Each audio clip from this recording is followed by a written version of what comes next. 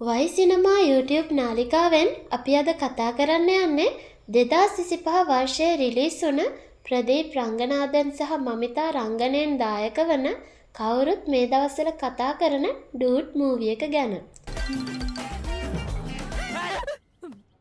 நான் கியூட்டா பண்றியா கியூட்டா இல்ல ඇක්ෂන්, කොමඩි, ඩ්‍රාමා, රොමෑන්ස් කියන කැටගරිස් වලට අයිති වෙන මේ මූවි එක 6.3ක IMDb රේට් එකක් ලබා ගන්නත් සමත් වෙලා තියෙනවා. කතාවට යන්න කලින් අපේ YouTube නාලිකාව subscribe කරලා bell icon එක click කරන්නත් අමතක කරන්න එපා. එහෙනම් වැඩි කතා නැතුව අපි යමු මූවි එක බලන්න.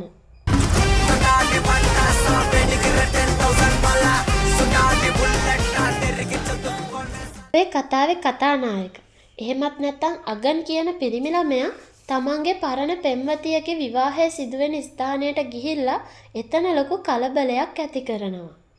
ඇත්තටම ඔහු එතනට යන්නේ අමුදා කියන ඒ ගෑනු ළමයා ඔහුව අත්හැරියේ ඇයි කියලා දැනගන්න. එතනදී වැරදීමකින් වගේ අගන්ගේ අතින් ඇයගේ මංගල තැල්ල ගැලවෙනවා.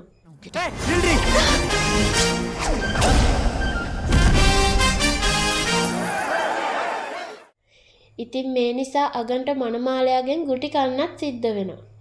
මේ හැමතේටම අගන් අමුදගෙන් සමාව ගත්තත් එතනට එන පොලිස් නිලධාරීන් විසින් ඔහුව පොලිසියට අරගෙන යනවා.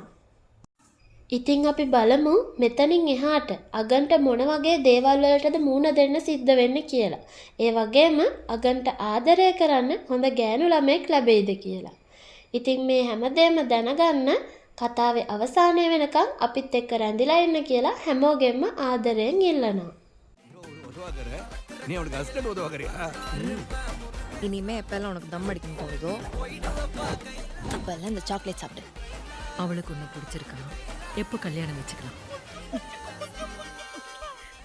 ඊළඟට අපිට පෙන්නනවා ගෑනු ළමයෙක් පොලිසිය ඇතුළට ඇවිල්ලා පොලිස් නිලධාරියෙක්ගෙන් අහනවා අගන් කියලා පිරිමි ළමයෙක් අරගෙන ආවද කියලා. පොලිස් නිලධාරියා කියන්නේ ඔව් එයා ඇතුලේ ඉන්නවා එයාගේ තාත්තට එන්න කියන්න. නැත්තම් මෙයාව නිදහස් කරන්න බෑ කියලා. එතකොට මේ ගෑනු ළමයා කියනවා එයාගේ තාත්තා නෑ කියලා. එතකොට ඔයා එයාගේ කවුද කියලා පොලිස් නිලධාරියා අහද්දී ඇය පිළිතුරු දෙන්නේ ඔහු මගේ නැන්දාගේ පුතා ලෙසටයි. එහෙනම් ඔයාගේ තාත්තට එන්න කියන්න. මේ විදියට පොලිස් නිලධාරියා කිව්වම මේ ගෑනු ළමයා කියනවා එයාට එන්න විදියක් නෑ. එයා බිසි කියලා. ඉතින් මේ දේවල් වලින් පස්සේ තමයි පොලිස් නිලධාරියා දැනගන්නේ මේ ඇවිල්ලා ඉන්නේ ප්‍රාන්ත ඇමතිවරයෙක් වෙන අදයිමාන් අලගප්පන්ගේ දියණිය කියලා. තාත්තා ඇමති කෙනෙක් කියලා දැනගත්ත ගමන්ම නිදහස් වෙන අගන්වත් එක්කගෙන කුරල් කියන මේ ගෑනු ළමයා තමන්ගේ ගෙදරට යනවා. මේ වෙලාවේ අලගප්පන් ඇමතිතුමා නම් ඉන්නේ තමන්ගේ නිවසට ඇවිල්ලා තියෙන මාධ්‍යවේදීන් පිරිසක් එක්ක තමන් දියුණු වුණ විදිය ගැන කියමින් වීඩියෝ එකක් හදන ගමන්. ඒකට තමන් ඉස්සර බයිසිකලෙන් ගිහින් කිරි එකතු කරපු හැටි වගේම නිවස ඉදිරිපස ඉදි කරලා තියෙන පිළිමය කාගේද කියලා මාධ්‍යවේදියෙකු අසන පැනයට පිළිතුරු විදියට පොඩි කාලේ ලිඳකට වැටිලා මිය ගිය තමන්ගේ බාල නැගණිය ගැනද ඔහු මාධ්‍යවේදීන් සමග පවසනවා.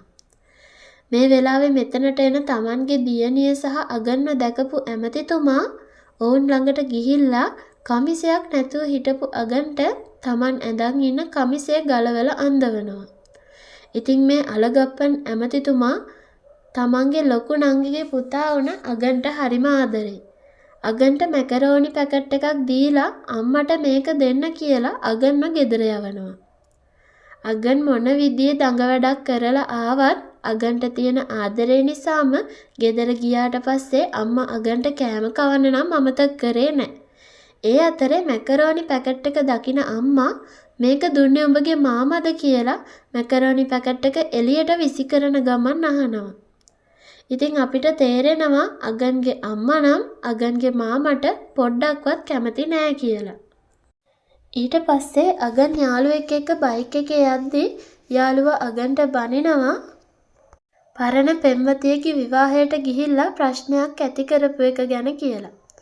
අගන් ඉතින් යාළුවටත් කියන්නේ එයා තමන්ව දාලා ගිය හේතුව දැනගන්න වෙන ක්‍රමයක් තිබුණේ නැති නිසා ඒ විවාහයට ගියා කියලා. ඉතින් මේ සිදුවීම් වලින් පස්සේ අපිට පෙන්වන්නේ අගන් සහ කුරල් එහෙ මෙහෙ ඇවිදින ගමන් විනෝදයෙන් කාලය ගත කරන විදිය. කුරල් වගේම අගන් දෙන්නම වැඩ කරන්නේ එකම ඔෆිස් එකක. ඉතින් මෙයාලගේ රැකියාව උනේ පුදුම කිරීම උත්සව සූදානම් කරන එක.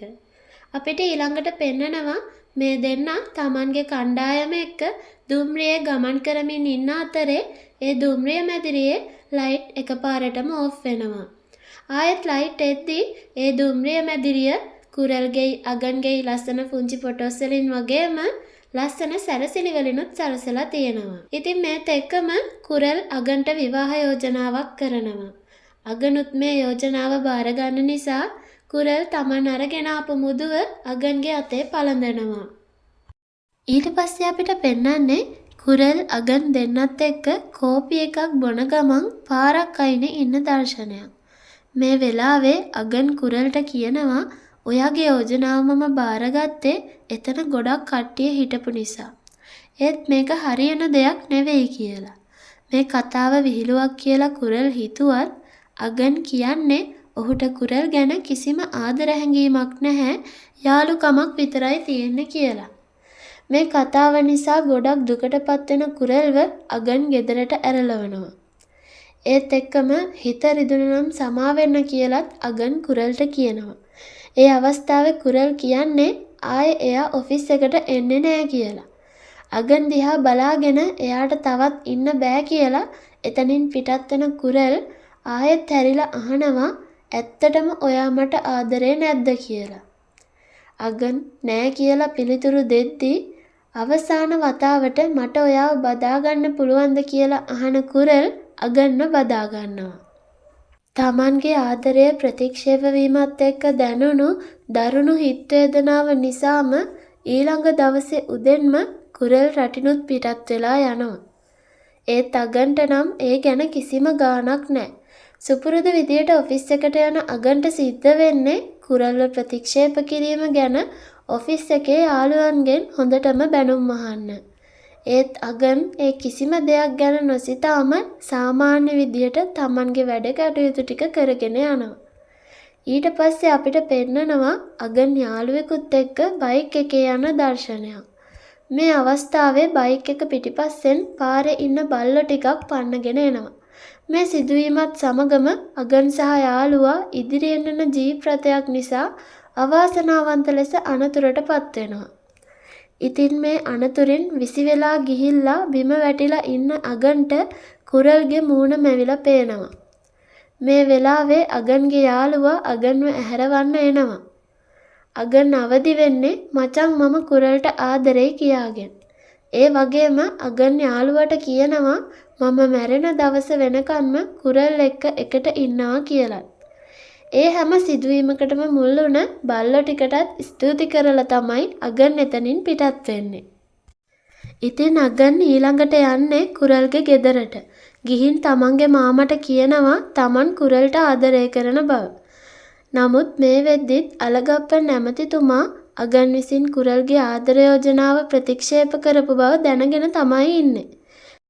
ඒ කොහොම වුණත් අගන්ගේ හිතේ කුරල් ගැන තියෙන ආදරය තේරුම් ගත්ත කුරල්ගේ තාත්තා ගොඩක් සතුටු වෙනවා. මොකද කුරල්ගේ තාත්තා කැමති නැහැ තමන්ගේ දුව අඩු කුලේ කෙනෙක්ව කසාද බඳිනවට. ඒත් කුරල්ගේ තාත්තට තිබුණ එකම බය උනේ අගන්ගේ අම්මා මේ සම්බන්ධයට කැමති වෙයිද කියන එක. අගන් ගෙදර ගිහිල්ලා අම්මට මේ කාරණාව කියනවා. අම්මා මුලින්ම මේකට අකමැති වුණත් ටිකක් කල්පනා කරලා කුරල් ගතිගුණ අතින් හොඳ ගෑනු ළමයෙක් නිසා කැමැත්ත ලබා දෙනවා. තමන්ගේ කසාදය තීන්දුව වුණ අගන් ආරාධනා පත්‍රයකුත් තරන් මුලින්ම යන්නේ අමුදගේ ගෙදරට. නිවසට අගන් ආපු එකට අමුත නම් පොඩ්ඩක්වත් කැමති වුණේ නැහැ. නමුත් අමුදගේ ස්වාමි පුරුෂයා අගන්ව ගේ ඇතුළට ගන්නවා. ඉතින් අගන් ආරාධනා පත්‍රය දීලා ආරාධනා කරත් අමුද පිළිතුරු දෙන්නේ අපිට ඔයාගේ විවාහයට එන්න වෙන්නේ නැහැ. හස්බන්ඩ් කැනඩාවේ රැකියාවක් ලැබිලා. අද රෑම අපි එහෙ යනවා කියලා. විවාහයට එන්න බැරි වුණාට කමක් නැහැ. මගේ බබාව බලන්න එන්න කියලා අමුදට කියන ගමන් අගන් එතනින් පිටත් වෙනවා. ඒත් ආයෙම හැරෙන අගන් නැවතත් අමුදගෙන් අහන්නේ ඇයි මාව අතෑරියේ කියලා. මොකක්ද ඒකට හේතුව කියලා. ඒත් එක්කම ඔයා ඒක දැනගන්නවට වැඩිය හොඳයි නොදැන ඉන්නවා කියමින් අමුදා හයියෙන් දොර වහනවා. ඉතින් ඊළඟට අපිට පෙන්වන්නේ අගන්ගේ කුරල්ගේ විවාහයට හැමෝම සූදානම් වෙන විදිය. கல்யாணம் பொண்ணு எப்போ வரா? செமஸ்டர் எக்ஸாம் முடிச்சிட்டு கல்யாணத்துக்கு முன்னாடி நாள் வந்துருவா.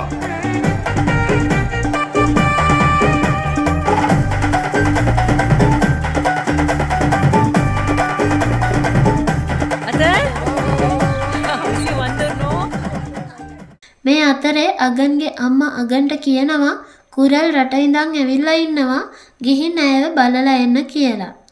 ඉතින් අගන් හොඳට ඇඳ පැළඳගෙන කුරල්ව බලන්න යනවා. කුරල්ගේ නිදන කාමරයට යන අගන් කුරල්ව ඉඹින්න හදද්දිම කුරල් අගන්ගේ කම්මුලට පාරක් ගහනවා. ඒත් එක්කම අගන් දකිනවා තමන්ගේ ජීවිතය නැති කරගන්න සිවිලිමේ තිබුණ ෆෑන් එකේ කඹයක් ගැට ගහලා තියෙනවා. ඉතින් ඒකට හේතුව මොකක්ද කියලා කුරල්ගෙන් අහද්දී ඇය කියන්නේ බැංගලෝරවලදී මුණ ගැහුණු පාරි කියන තරුණයට ආදරය කරන බව. මේ පාරි කියන්නේ කුරල්ව ආදරය ප්‍රතික්ෂේප වීම නිසා ඇතිවුණ හිත් වේදනාවෙන් ගලව ගන්න උදව් කරපු කෙනා. මේ විදියට උදව් කරපු පාරිත් එක්ක සම්බන්ධයක් තියෙනවා කියන කුරල් අගන්ට කියනවා. ඒත් එක්කම කුරල් කියන්නේ තමන්ගේ තාත්තා අගන්ගේ යෝජනාව ගැන කියද්දී තමන්ට විරුද්ධ වෙන්න බැරි නිසා ඇය නැවතත් ගෙදර ආවා කියලයි. මේ හැමදේමත් එක්ක කුරල්ට තියෙන තවත් ප්‍රශ්නයක් තමයි ඇය පාරිට ඇත්තටම ආදරය කරනවද නැත්නම් උදව් කරපු නිසා ආදරයක් ඇති වුණාද කියන එක. ඉතින් අගන් කුරල්ට තියෙන ආදරය නිසාම හිතේ තියෙන මේ ගැටලුව විසඳ ගන්නත් උදව් කරනවා. එතකොට කුරල්ට තේරුම් යනවා තමන් පාරිට ඇත්තටම ආදරය කරනවා කියලා. අවසානයේ කුරල් අගන්ගෙන් අහනවා ඔයාට දුකයිද කියලා. එතකොට අගන් කියන්නේ මට තාමත් ඔයා ගැන කිසිම හැඟීමක් නැහැ. මේක ඔයාලගේ තාත්තා අපි දෙන්නව කසාද බඳවන්න කරපු වැඩක් කියලයි. ඉතින් කුරල්ගේ සතුට ගැන හිතලා අගන් ඒ වගේ බොරුවක් කියලා හිතේ ලොකු දුකක් තද කරගෙන බාත් รู ම් එක ඇතුළට යනවා. අගන් කණ්ණාඩිය දිහා බලාගෙන කාට හරි වේදනාවක් දුන්නොත් ඔයාටත් ඒක ලැබෙනවා කියලා Tamanටම කියා ගන්නවා. මේ සිදුවීමෙන් පස්සේ කුරල් තාත්තා ළඟට ගිහින් Taman ආදරය කරන පාරි ගැන කියනවා. ඔහුගේ විස්තර කිව්වට පස්සේ කුරල්ගේ තාත්තා මේ විවාහයට කැමති වුණත් පාරි අඩුකුලේ තරුණයෙක් කියලා දැනගත්ත ගමන්ම කුරල්ගේ තාත්තා මේ විවාහයට අකමැති වෙනවා. කුරල්ගේ මුරණ්ඩු වීමත් සමගම ඇයගේ තාත්තා පිස්තෝලයක් අරගෙන කුරල්ට මරණ තර්ජන එල්ල කරනවා.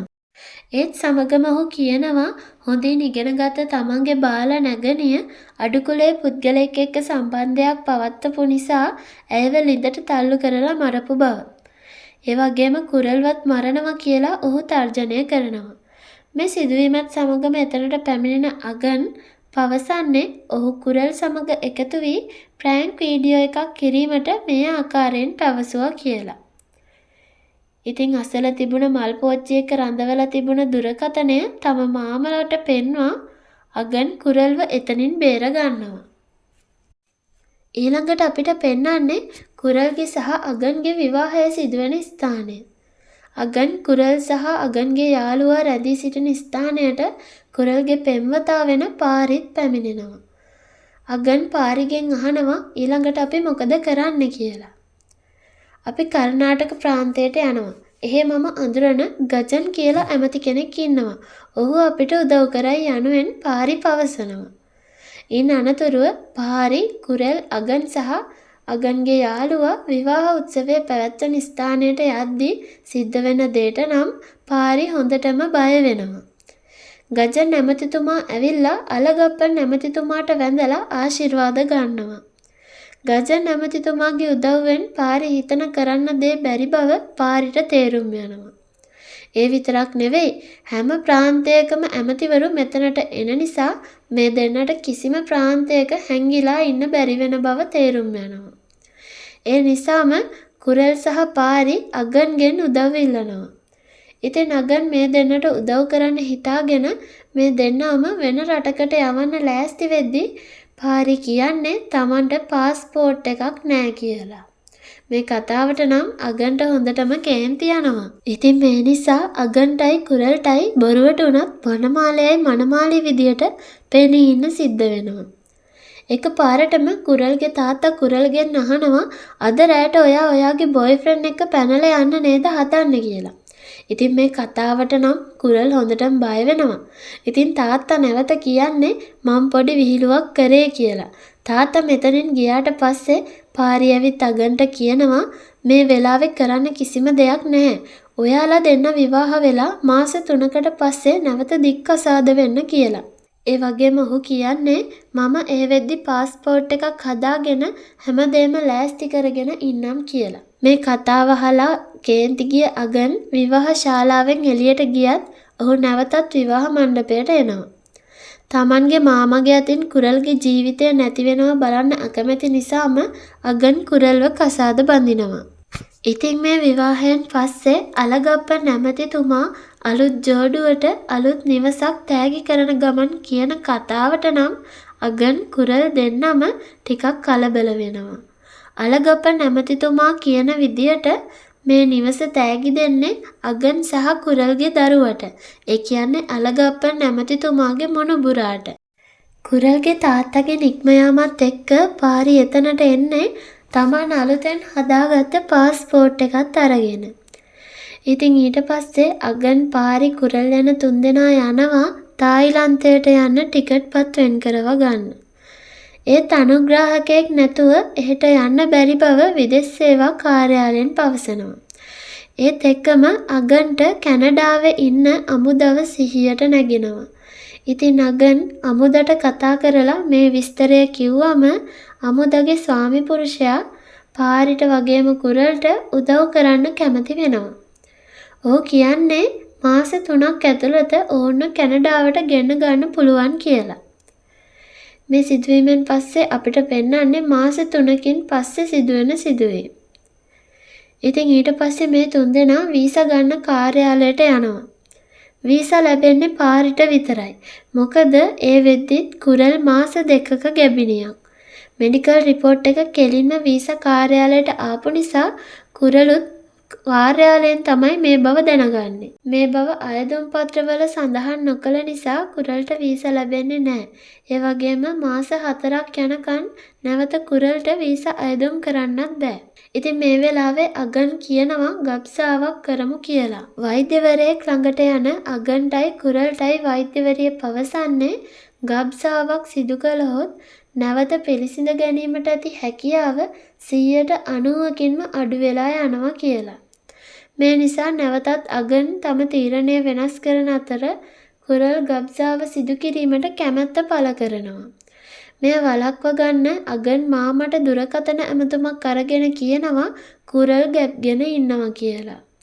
මේ ආරංචිය නිසා ගොඩක් සතුටට පත්වෙන කුරල්ගේ තාත්තා රෝහලට ඇවිල්ලා තමන්ගේ දුවව ගෙදර එක්කගෙන යනවා.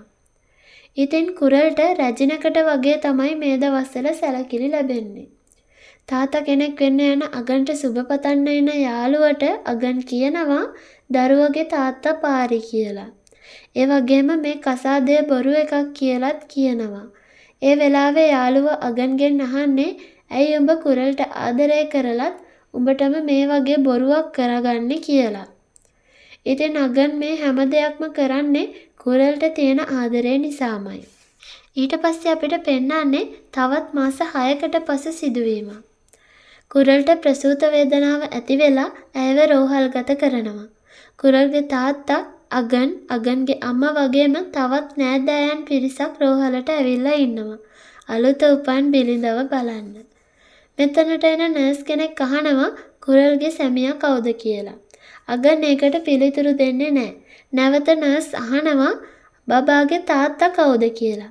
එතකොට අගන් ටිකක් කේන්තියෙන් ඔගේ හෙදියගෙන් අහනවා ඔයාට ඕන කුරල්ගේ සැමියාවද බබාගේ තාත්තවද කියලා. මේ කතාව එතන හිටපු කිසි කෙනෙක්ට තේරුනේ නැති නිසා කුරල්ගේ තාත්තා බලෙන්ම අගන්ව කුරල් ළඟට යවනවා. ඉතින් කුරල් ලස්සන පුංචි පිරිමි දරුවෙක් බිහි කරනවා. ඉතින් මේ දරුවව අතට ගන්න අගන්ටත් දරුවා ගැන ලොකු ආදරයක් ඇති වෙනවා. පුංචි දරුවව බලන්න හැමෝම කුරල් ගාවට ඇවිල්ලා ඉන්න අතරේ අගන් දකිනවා දුර ඉඳන් දරුවා දිහා බලන් ඉන්න පාරිව. ඉතින් ඔහුව ඡායාරූප ශිල්පියෙක් ලෙස හඳුන්වලා අගන් පාරිට දරුවව වඩා ගන්න අවස්ථාවක් සැලසලා දෙනවා. මේ අතර එකපාරටම කුරල්ගේ තාත්තා එනවා. අගන් මාමටත් පාරිව ඡායාරූප ශිල්පියෙක් ලෙසට හඳුන්වලා දීලා ඒ අවස්ථාවේ ගැටලුවක් ඇති නොවෙන්න වග බලා ගන්නවා. මේ පුංචි දරුවගේ එක අතක ඇඟිලි 6ක් පිහිටලා තියෙන නිසා අලගප්පන් නැමැතිතුමා විශ්වාස කරනවා මේ ඉපදිලා ඉන්නේ ඔහුගේ මියගිය පියා කියලා. ඒ නිසා තමන්ගේ පියාගේ නම වුණ මාඩුසාමි යන නාමය මේ බුණුපුරාටත් දානවා. ඉතින් මේ ගෙදර පැවැත්වෙන පොඩි උත්සවයක් අතරදී අගන්ගේ යාළුවට කුරල් කෑම බෙදෙන ගමන් කියනවා මම කැනඩා ගියාම කන්න දෙන්න වෙන්නේ නැහැ. අද තමයි මම කෑම බෙදෙන අන්තිම දවස කියලා. මේ කතාවත් එක්ක අගන්ගේ යාළුවා කුරල්ට පවසන්නේ ඇය අගන්ගේ ආදරය අයුතු ලෙස ප්‍රයෝජනයට ගන්නවා කියලා. ඒ මොහොතේදී තමයි අගන් තමන්ට ඇත්තටම ආදරය කරන බව කුරල් දැනගන්නේ.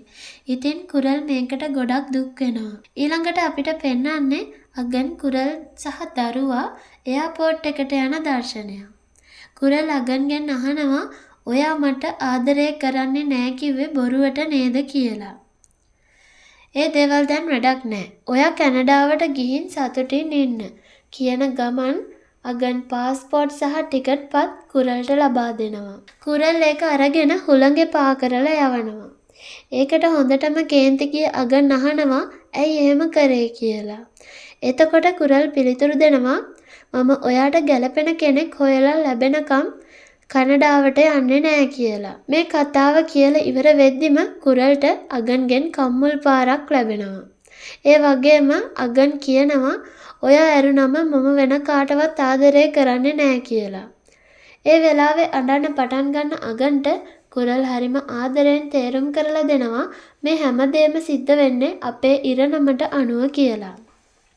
ඊළඟ දවසේ කුරල් අගන්ගේ ඔෆිස් එකට ඇවිල්ලා දික්කසාද ලියවිලි වලට අත්සන් කරව ගන්නවා. මොකද දික්කසාදේ නැතුව කුරල්ට පාරිව බඳින්න බෑ වගේම අගන්ටත් වෙන ගෑනු ළමයෙක්ව කසාද බඳින්න බැරි නිසා. ඊට පස්සේ කුරල් අගන්ගේ ලස්සන පින්තූරයක් අරගෙන වෙබ් අඩවියකට දාලා ගෑනු ළමයෙක්ව හොයන්න පටන් ගන්නවා. ඉතින් මේ ගෑනු ළමයින්ව මුණ ගැහෙන්න යන අගන් කුරල් සහ පාරි ඒ අයට තමන්ගේ අතීත කතන්දරය කියනවා.